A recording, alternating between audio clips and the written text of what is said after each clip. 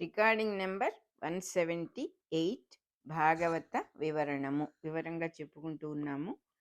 ధ్రువుడు చేసిన తపస్సుకి మెచ్చుకొని విష్ణువు గరుడ వాహనం ఎక్కి ధ్రువుణ్ణి చూద్దామనే వేడుకతో బయలుదేరి మధువనానికి వచ్చాడు.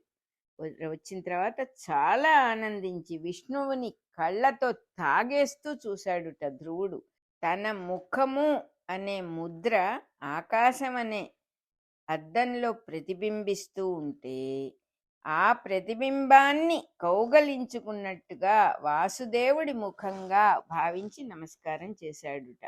ఆకాశాన్నే దేవుడుగా నమస్కారం చేసేటప్పుడు దేవుడిని కౌగలించుకున్నట్టుగానే ఉంటుంది కదా అంటున్నారు ఇక్కడ. చక్కగా నమస్కారం చేసి స్తోత్రం చేయటం మొదలుపెట్టాడు. ఆ స్తోత్రం మనం కంటిన్యూ చేసుకుంటున్నాము.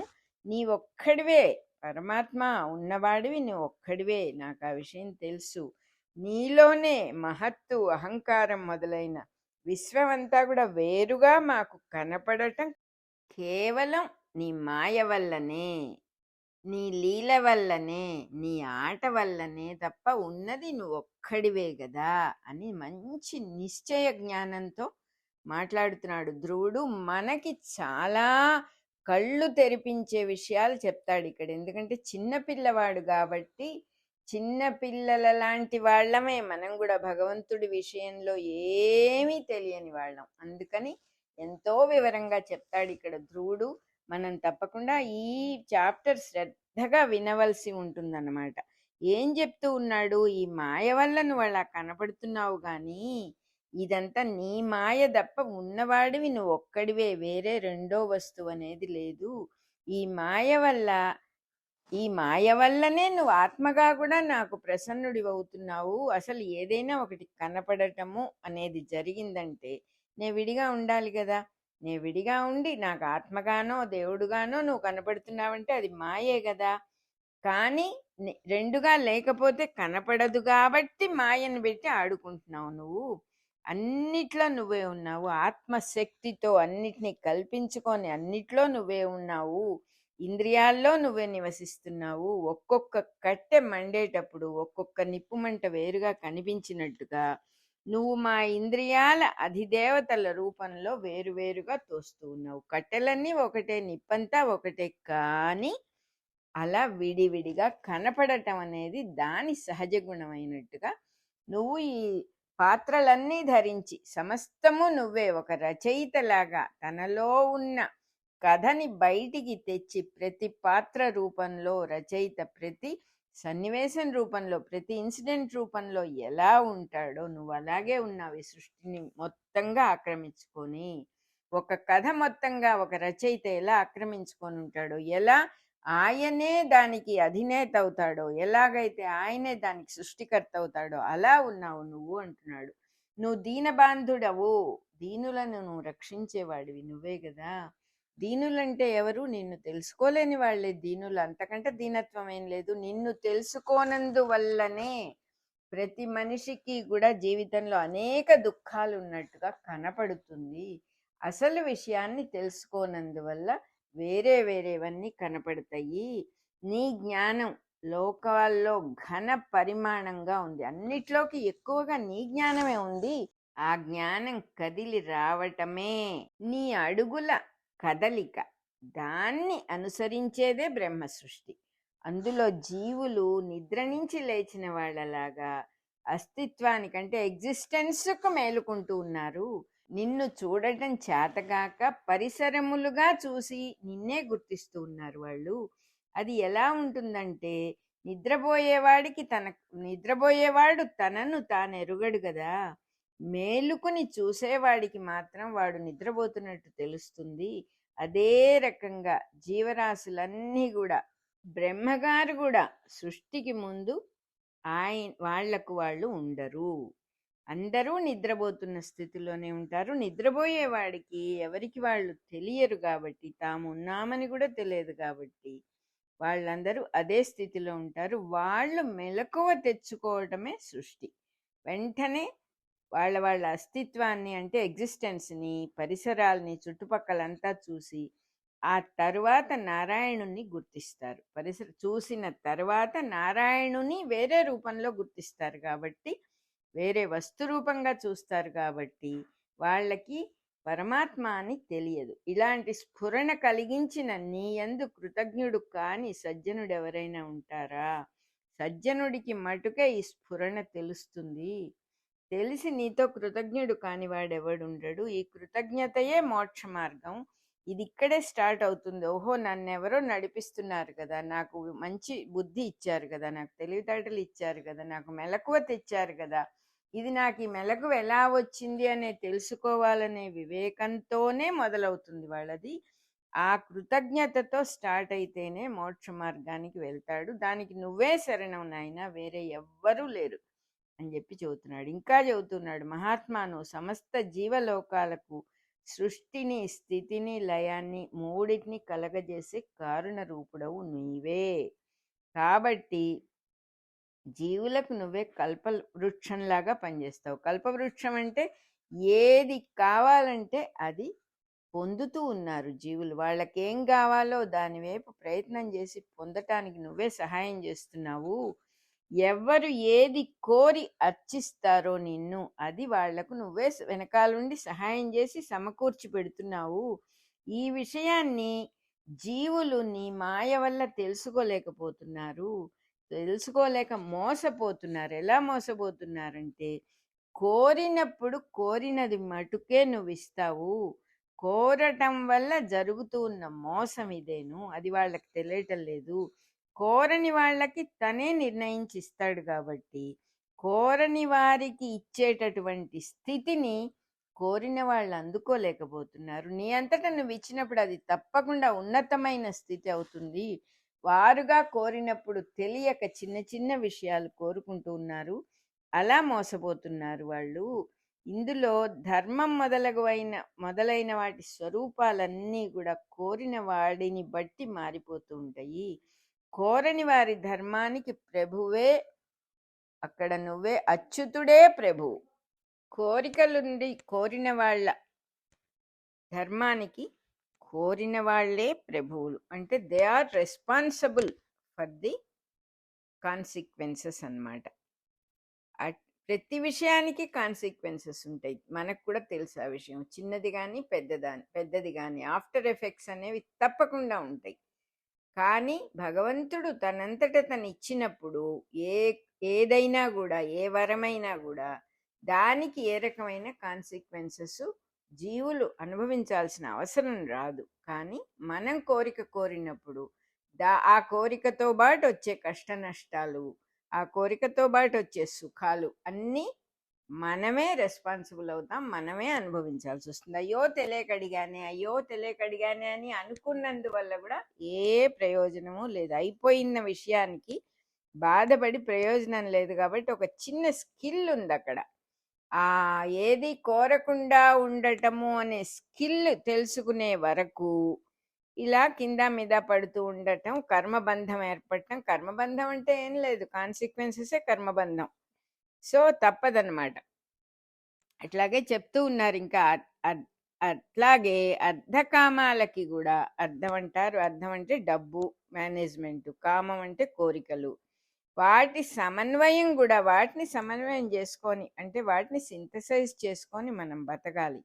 కానీ జీవుడు, మనిషి ఏమనుకుంటున్నాడో దాన్ని బట్టే వాడి ఫ్యూచర్ కూడా ఉంటుంది. అర్థం అంటే ఏమిటి, కామం అంటే ఏమిటి అని దాన్ని గురించి వాడు ఏది అనుకుంటున్నాడో అదే వాడికి నిజమవుతుంది. మనం గమనించుకుంటే మన జీవితంలో మనం ఏదనుకుంటున్నామో అదే మనకు నిజం అవుతోంది. కానీ భగవంతుడి మాయ ఎటువంటిదంటే, మనం తెలుసుకోవాలి, మన ప్రవర్తనని మనం నిశితంగా చూసుకోవాలి, మన ప్రవర్తనలో అధర్మం లేకుండా, మాయ లేకుండా మనం జాగ్రత్తగా ఉండాలనే విషయం మనంతట మనం పాండరోవర్ చేసేదాకా మాయలోనే ఉంటాము. నిజమే కదా అది. ఎక్కడికో వెళ్తున్నాము, నేను వెళ్తున్న దవ సరైందా కాదా, ఫ్లైట్ ఎక్కుతాము, ఏమండి ఫ్లైట్ ఎక్కడికి వెళ్తుంది, నేను పొరపాటున ఏమన్నా ఎక్కానా అని డౌట్ వస్తుంది. అనౌన్స్మెంట్స్ అన్నీ జాగ్రత్తగా విని, లేదు కరెక్ట్గానే ఎక్కాను అని తెలుసుకుంటాం కదా. అలాగే మనం వెళ్తూ ఉన్నటువంటి పద్ధతి, మన ఐడియాలు, మన నమ్మకాలు, మన పద్ధతులు, ఎవరినో చూసి మనం ఫాలో చేస్తున్న విషయాలు ఇవన్నీ నిజమా కాదా మనం పరిశీలించి చూసుకోకుండా గుడ్డిగా వెళ్ళిపోతాం కదా. అలా పరిశీలించి చూసుకునే దాకా మాయలోనే ఉంటాం. మాయలో ఉన్నప్పుడు ఏమవుతుంది? మోసపోతాం. చాలా న్యాచురల్గా మోసపోతాం. మోసపోవటం అంటే ఏమిటి? ఏదో అడుగుతాం. మనం ఏదో అనుకోని దాన్ని ఫాలో చేస్తూ మనం అనుకుంటున్నాము, అందువల్ల ఇది అలా ఉన్నది అని కూడా తెలియకపోవటమే మోసపోవటం. మనం అనుకున్నదే మనకు వస్తుంది, మనకు ఆ విషయం అర్థం కావట్లేదు. అమ్మగా చూస్తున్నాం ఎదురుగా ఉన్న ఆవిడ్ని, అమ్మ కనపడుతోంది. నాన్నగా చూస్తున్నాం, నాన్న కనపడుతున్నారు. శత్రువుగా చూస్తున్నాము, శత్రువు కనపడుతున్నాడు. ఎదురుగా ఎవరున్నారు? నిజంగా శత్రువు ఉన్నాడా? శత్రువు మన మనస్సులో ఉన్నాడు. ఎదురుగా ఉన్నవాడెవరు? ఎవరికో పుట్టిన ఇంకొక శరీరం, ఇంకొక రకం స్వభావం, ఇంకొక రకమైనటువంటి గుణం, ఇంకొక రకమైనటువంటి రూపం. అంతే కదా. నిజానికి మనం కొంత వాస్తవం చూద్దాం అనుకున్నా అంతే. నిజంగా అసలు వాస్తవం తెలుసుకుందామంటే సర్వము భగవత్ స్వరూపమే. ఎదురుగా ఉన్నవాడు భగవంతుడే, కానీ వాడు ఇప్పుడు చేస్తూ ఉన్నటువంటి రోల్ ప్లే ఇది.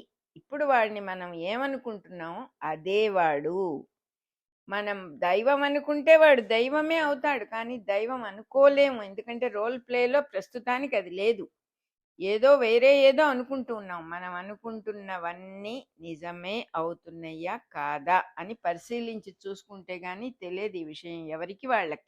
ఇక్కడ అదే విషయం మళ్ళీ మళ్ళీ చెప్తూ ఉన్నారు. నిజంగా అర్థం చేసుకుంటే మన జీవితాలకి నిజంగా పనికొచ్చే విషయం ఇక్కడుంది. మనం ఏది అనుకోకుండా ఏ పని చేయటం లేదు అనేది వాస్తవం. కానీ ఆ విషయం మనం గమనించటం లేదు.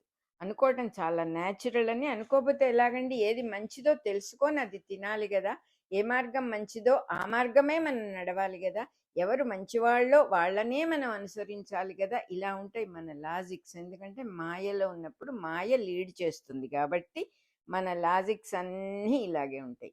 ఏమీ అనుకోకుండా బతకవచ్చు. ప్రతిదానికి వెనకాల నుంచి ఒక రీల్ రన్ అవుతూ ఉండక్కర్లేదు, అది ప్లే చేస్తూ ఉండక్కర్లేదు, అది అనేక రకాల సలహాలు మనకి చెప్తూ ఉండక్కర్లేదు అని మనకి తెలియదు. ఎందుకంటే మనం అటువైపు చూడటం లేదు కాబట్టి. అంతే తప్ప ఇంకేం లేదు.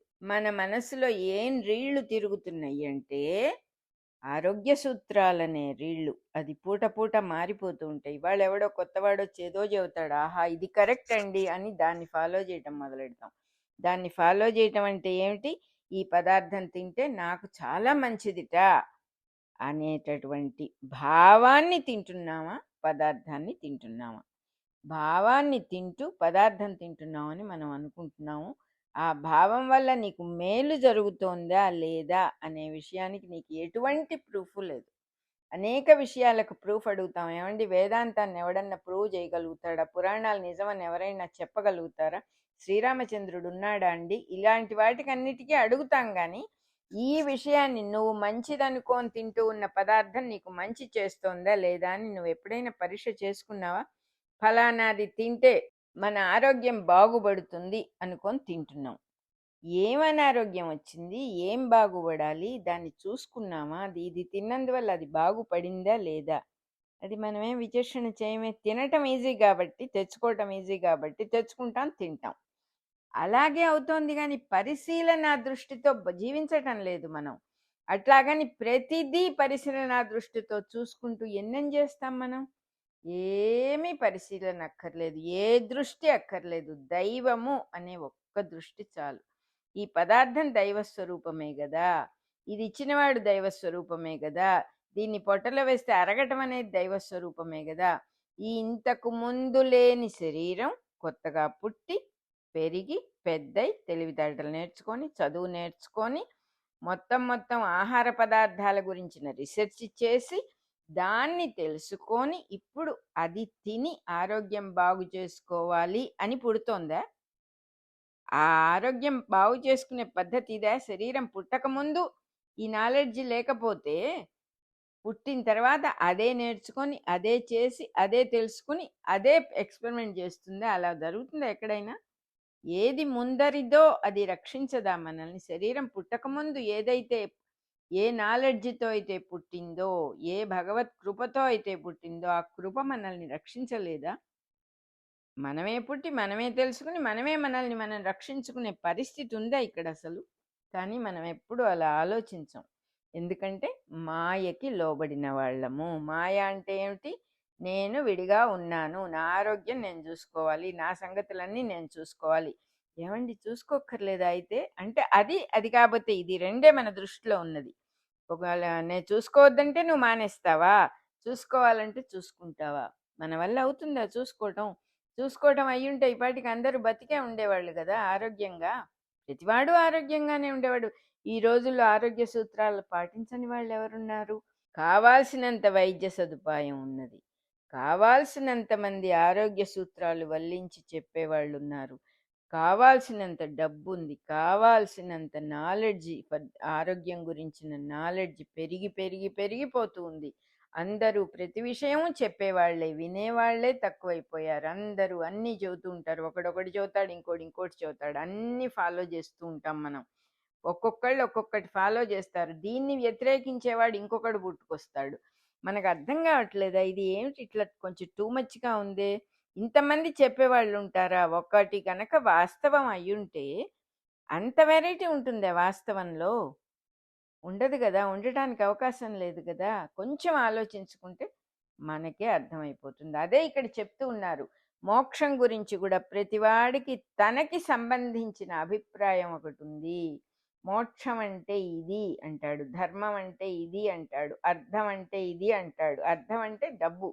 డబ్బుకు సంబంధించిన విషయాలు ఇలా మేనేజ్ చేసుకోవాలండి మన వేదాల్లో చెప్పారు అంటాడు. వేదాల్లో చెప్పారని ఎవడో చెబితే వాడి ఒపీనియన్‌ని వీడలా అర్థం చేసుకుంటాడనమాట. మోక్షము అంటే కూడా ఉపాసకుడు ఏదనుకుంటున్నాడో అదే వాడికి దొరుకుతుంది అని చాలా క్లియర్‌గా రాశారు. మోక్షం అంటే నీ ఉద్దేశ్యం ఏంటో అదే నీకొస్తుంది. అందుకే రమణ మహర్షి విచారణ, విచారణ, విచారణ, విచారణ అంటారు. విచారణ అంటే ఏమిటి? జాగ్రత్తగా పరిశీలించి చూసుకోవటమే విచారణ. ఆ ఆశతో, కక్కుర్తితో బతకకుండా ఉండటమే విచారణ. మోక్షాన్ని గురించి తనకున్న అభిప్రాయాలే తనని బంధిస్తాయి అని చెప్తూ ఉన్నారిక్కడ. అప్పుడు మోక్షం అనే పేరుతో జీవుడు బద్ధుడైపోతాడు. అదేదో కావాలి. అదేమిటో కూడా తెలియదు. కానీ అదేదో కావాలి. నాకు మోక్షం కావాలి. నాకు మోక్షం కావాలని పుడుతూ చస్తూ, పుడుతూ చస్తూ, పుడుతూ చస్తూ ఉంటాడు. ఇదే విష్ణుమాయ. త్రిగుణాలతో అంటే 3 సత్వ, రజస్, తమో గుణాలతో ఉన్నటువంటి శరీరాన్ని ఆధారంగా చేసుకొని, ఆ శరీరం లేకపోతే వాడికేం లేదు కదా! వస్తూ ఉన్న సుఖాలన్నిటిని మనసులో పేర్చుకుంటూ మళ్ళీ మళ్ళీ వాటినే అడుగుతూ వాటినే ధర్మము, అర్థము, కామము అని పేరు పెట్టుకొని విష్ణుమాయ వల్ల ఏది అయినా ఒక అభిప్రాయంతోనే ధర్మార్థ కామ మోక్షాలంటే ప్రతివాడికి వాళ్ళకి సంబంధించిన అభిప్రాయాలు పెట్టుకొని వాటి కోసమే ప్రయత్నిస్తూ వాటి కోసమే జీవిస్తూ త్రిగుణాలతో ఉన్నటువంటి శరీరాన్ని ఆధారంగా చేసుకొని సుఖాలు ఎన్నో అనుభవిస్తున్నాము అని అనుకుంటూ మనస్సులో అవన్నీ పేర్చుకుంటూ వాటినే సాధన అని కూడా అనుకుంటూ ఉన్నారు వాళ్ళందరూ. దాంతో విషయ సుఖాలు అనుభవిస్తున్నాము అనుకుంటూ న్యాచురల్గా ఆ రకమే వాళ్ళు అనుభవిస్తూ ఉన్నది సుఖం కాదు అంటున్నారు. నీ చరణ కమలములను నీ పాద పద్మాలను ధ్యానం చేయటం వల్ల వచ్చినటువంటి అనురాగం, ఉల్లాసం, సంతోషం, నీ లీలలను వినటం వల్ల కలిగిన మహానందం వాళ్ళు స్వయంగా పరబ్రహ్మాన్ని ధ్యానం చేసే వాళ్లకు దొరకవు. నీ లీలలు వినటం ద్వారా నీ పాదాలని ధ్యానం చేయటం ద్వారా ఎంతో ఉల్లాసం, జీవితంలో ఎంతో ఉత్సాహం వస్తుంది, మహానందం వస్తుంది. అలా వచ్చిన ఆనందం పరబ్రహ్మ ధ్యానం చేసే వాళ్ళకి దొరకదు. ఎందుకంటే నిన్ను భజించటం ద్వారా మనస్సు చాలా ప్రశాంతత పొందుతుంది. ప్రశాంతత పొందిన మనస్సుకే సుఖము అనేది అసలు తెలుస్తుంది. అది లేని వాళ్ళకి ఎంత ధ్యానంలో కూర్చున్నా కూడా ఏమీ దొరకదు అంటున్నారు. వాళ్ళ ఆనందం వాళ్ళకే కానీ నీ ఆనందపు రుచి వాళ్ళకి తెలియదు. వాళ్ళు ఏది అనుభవిస్తున్నారో అదే ఆనందం అనుకుని అనుభవిస్తున్నారు. అందుకని కళ్ళు మూసుకొని కూర్చోవటంలో ఒక రుచి కనబడుతుంది వాళ్ళకి. కళ్ళు తెరిచిన తర్వాత మళ్ళీ మామూలే. ఇంకా రాక్షస బుద్ధి కలిగి జీవించే వాళ్ళేమో యమభటుల విమానాల్లో నానా బాధలు పడుతున్నారు, కింద పడిపోతున్నారు. వాళ్ళ గురించి అసలు చెప్పనే చెప్పక్కర్లేదు. మనుషుల్ని 3 రకాలుగా చెప్తూ ఉన్నాడు ఇక్కడ ధ్రువుడు. క్రూరమైన పనులు చేసి, పాపాలు చేసి, ఇంకొకరిని బాధిచ్చి అటువంటి వాళ్ళు యమదండనకి గురి అవుతూ ఉన్నారు. నరకంలో కింద పడిపోతూ ఉన్నారు. వాళ్ళు నానా బాధలు పడుతున్నారు అక్కడ అనే రకం ఒకటి. రెండో రకం పరబ్రహ్మాన్ని ధ్యానం చేస్తారు. తాము ఏదో ఆనందం అనుకుంటూ అదే అదే ఆనందము అనే అభిప్రాయంతో ఆనందాన్ని పొందుతూ ఉన్నాము అనుకుంటూ ఆనందాన్ని పొందేవాళ్ళు. పొందుతున్నాము అనుకుంటూ ఆనందాన్ని పొందుతారు. అది రెండో రకం. మూడో రకం వాళ్ళు ఎట్లా ఉంటారట, దేవుడి చరణములను అర్చించుచు, దేవుడి పాదాలని చక్కగా వాళ్ళు భావిస్తూ ఉంటారు, మనసులో అర్చన చేస్తూ ఉంటారు.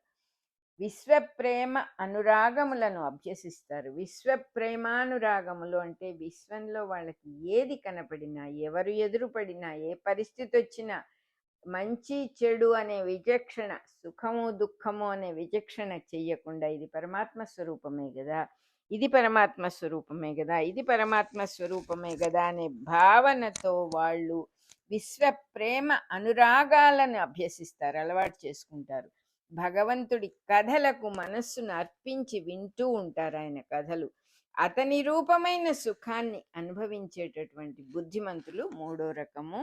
వీళ్ళకి భగవంతుడు అంటే చింతామణే, అంటే వారి చింతనము తానుగానే ఉంటాడు ఆయన.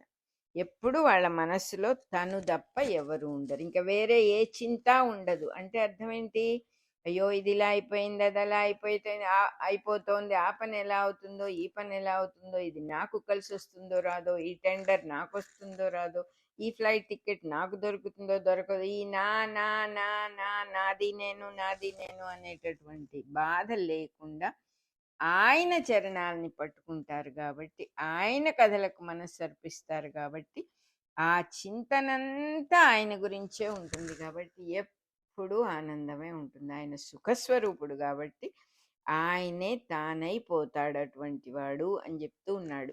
ఈ 3 మార్గాల్లో నిన్ను నిజంగా ఎలా ధ్యానం చేయాలంటే, నీ మూర్తి మీద, నీ నీ విగ్రహం మీద, నీ రూపం మీద భక్తి యోగం కలవాళ్ళు మటుకే సాంగత్యం చెయ్యదగిన వాళ్ళు. ఎవరితో, ఈ 3 రకాల వాళ్ళతో ఎవరితో స్నేహం చేస్తే మంచిది అంటే, భక్తితో, నీ మీద భక్తితో ఉన్న భక్తులతోనే స్నేహం చేయాలి. ఆ స్నేహం వల్ల ఏమవుతుంది, సంసార బాధలన్నీ చాలా తేలికగా దాటిపోతాయి. వాళ్ళని చూసి ఎవరైతే స్నేహం చేశారో వీళ్ళు కూడా నేర్చుకుంటారు, వీళ్ళకి కూడా సజ్జనత్వం వస్తుంది. వాళ్ళ సన్నిధిలోనే నేను కూడా నీ సరస కథామృత రసాన్ని, సరస కథామృతము అంటే సరసము అనే మాట ఇక్కడ ఏమర్థం అవుతుందంటే, సరళము, చక్కదనము, సాధుత్వము, సాత్వికము, ఇన్ని అర్థాలు ఉంటాయి. ఆ చల్లని ఒక స్రవంతిలాగా చక్కగా సాగిపోయే నీ కథల అమృతాన్ని తాగి నేను కూడా మత్తుడినైపోయాను. ఒక మత్తు కలుగుతోంది దానివల్ల, నాకు ఆ మత్తు వల్ల ఒళ్ళు తెలియకుండా ప్రవర్తిస్తూ ఉన్నాను. అందువల్ల ఏమవుతోంది, ఈ సంసారం అనేటటువంటి మహాసముద్రాన్ని తేలికగా దాటేస్తున్నాను. మత్తుడంటే ఒడలు మరిచి ప్రవర్తించేవాడు.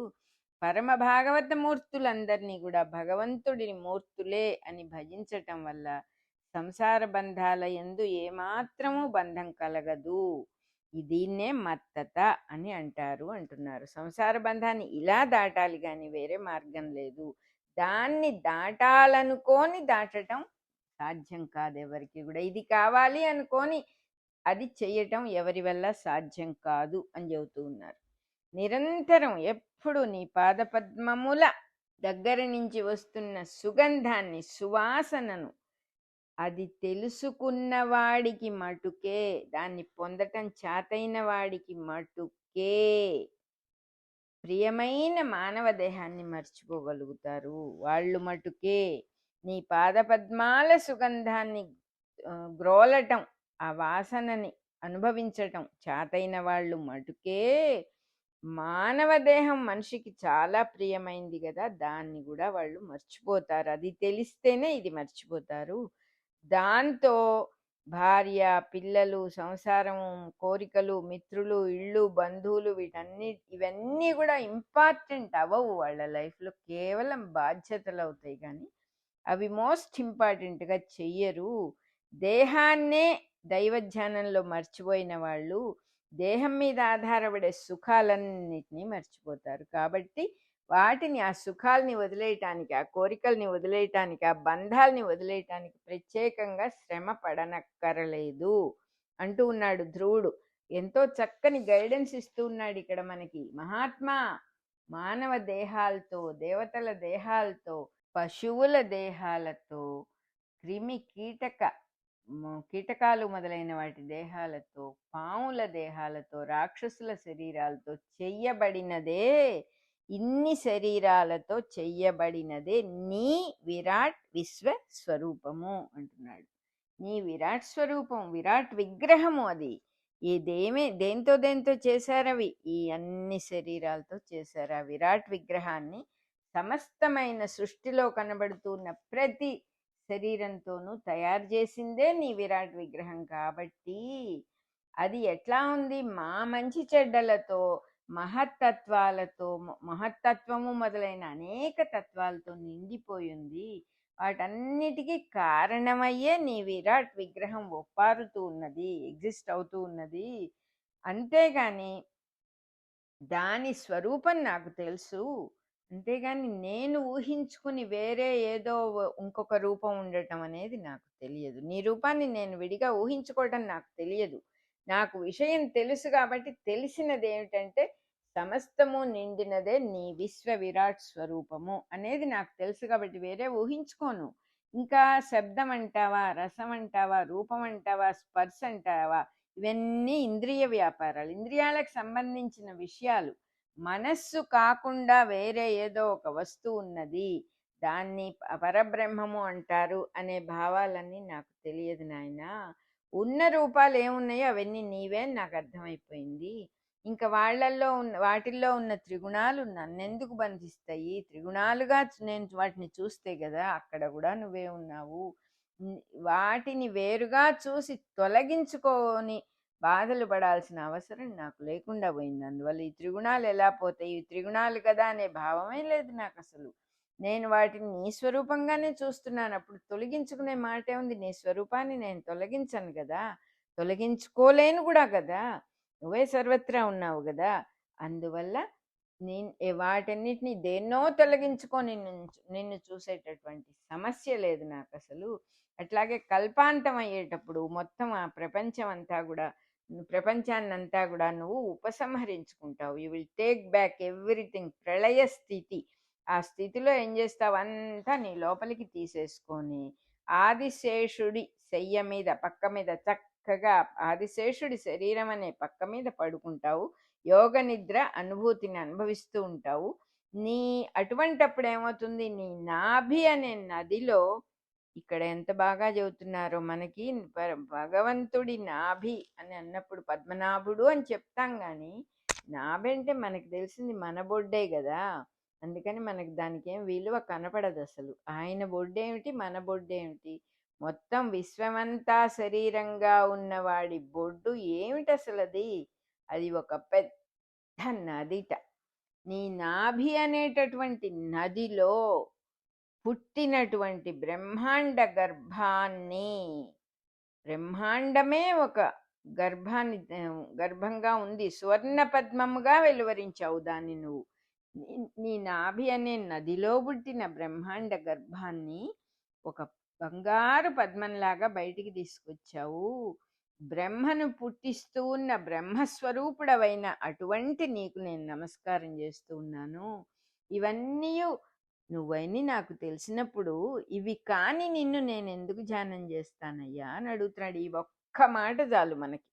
మనం ఎదురుగా కనపడ్డ వాళ్ళందరినీ పక్కకి నెట్టి, అత్తని పక్కకి నెట్టి, మామని పక్కకి నెట్టి, భర్తను అలక్ష్యం చేసి, అన్నదమ్ముల్ని డబ్బుతో కొల్చి, తల్లిదండ్రుల్ని, ముసలివాళ్ళు బాధ్యత నెత్తిన పడకుండా ఉంటే బాగుండని అలా అనుకుంటూ మనం గుడికి వెళ్ళి దైవాన్ని దర్శనం చేసుకోవాలని అనుకుంటాం. అది న్యాయమైనా అది అడుగుతూ ఉన్నాడు ఇక్కడ యాక్చువల్గా.